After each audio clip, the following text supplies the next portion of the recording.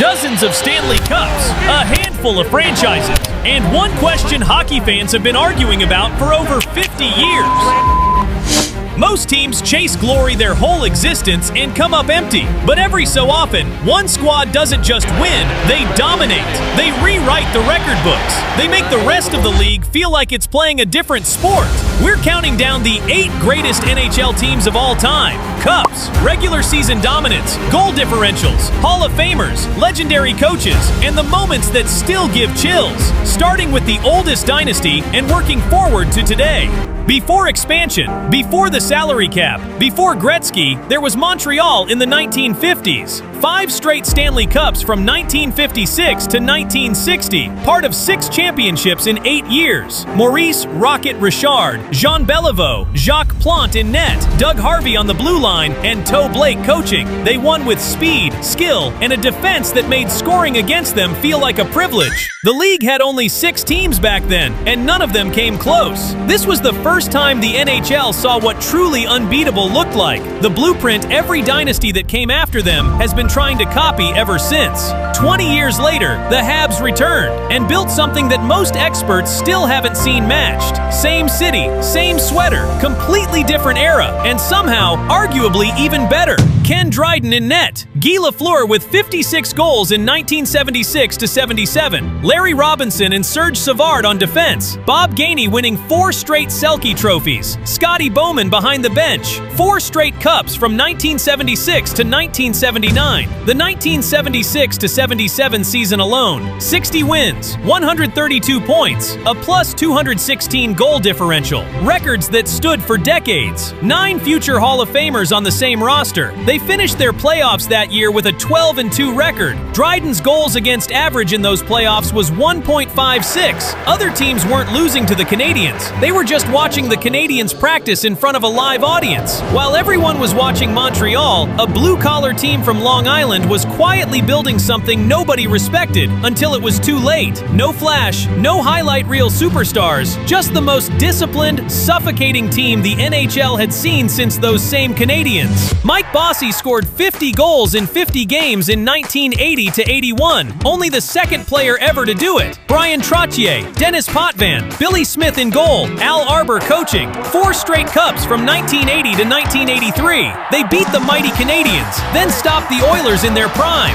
The Islanders won with defense-first hockey, clutch goaltending, and a team that simply refused to lose close games. Less flashy than the dynasties around them, less talked about than they should be, but one of the most complete teams ever assembled. The numbers and the rings don't lie. And then came the team that ended the Islanders' run and proceeded to break the entire sport for a decade. The Edmonton Oilers didn't just win, they made every record in the NHL look embarrassingly small. Wayne Gretzky, Mark Messier, Yari Curry, Paul Coffey, Grant Fuhr, Glenn Sather building the roster. 5 cups in 7 years. In 1985 to 86, Gretzky scored 215 points and 163 assists in a single season, both all-time records that have never been touched. The 1983 to 84 team averaged 5.58 goals per game, another NHL record. Paul Coffey scored 48 goals in 1 season as a defenseman, breaking Bobby Orr's record. They scored over 400 goals in 5 consecutive seasons. Then Gretzky was traded in 1988,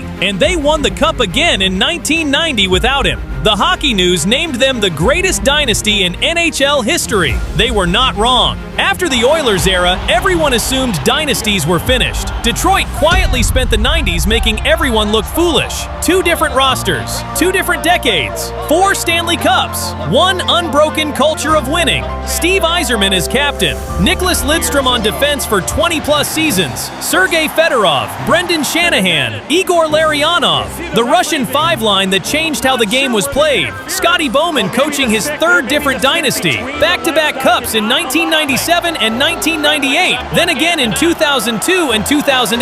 The 1995 to 96 team set an NHL record with 62 wins. They did all of this while the league was screaming that parity would eventually stop them. It took until Lidstrom retired at 41 years old for Detroit to finally stop competing for the Cup. Even then, they kept making the playoffs for years. Then came the salary cap, designed specifically to prevent dynasties. Chicago read the rules and found every loophole. The salary cap was supposed to kill dynasties. Chicago just laughed and built one anyway. Jonathan Toews, Patrick Kane, Duncan Keith winning 2 Norris trophies, Marian Hossa, Corey Crawford, Stan Bowman managing the cap with a precision that made other GMs look amateur. 3 cups in 6 years, 2010, 2013, 2015. The phantom goal in 2010 to end a 49-year drought. The greatest 17 seconds in franchise history in 2013 when Bickell and Bolin scored twice in 17 seconds to steal the cup from Boston. They won in the cap era by drafting better, developing smarter, and refusing to dismantle even when the money ran out. Duncan Keith once lost half his teeth in a playoff game and went right back out. That was just Tuesday in Chicago. And just when you thought the Penguins were a punchline, 2 different superstars, 2 different decades, and the same result. 2 completely separate dynasties. Same city, same jersey. Mario Lemieux in the 90s, Sidney Crosby in the 2000s. 1 franchise, 5 rings. Lemieux fought Hodgkin's disease mid-season in 1993 and still led the league in points per game. Crosby became the youngest captain in NHL history to hoist the cup at 21, back-to-back in 2016-17. First repeat since the 1997-98 Red Wings. Evgeny Malkin won the Conn Smythe in 2009 as the first Russian player ever to do it. 5 cups spanning 26 years. 2 of the top 10 scorers in NHL history wearing the same jersey across different generations. The Penguins have been counted out after injuries, trades, and cap crunches more times than anyone can track.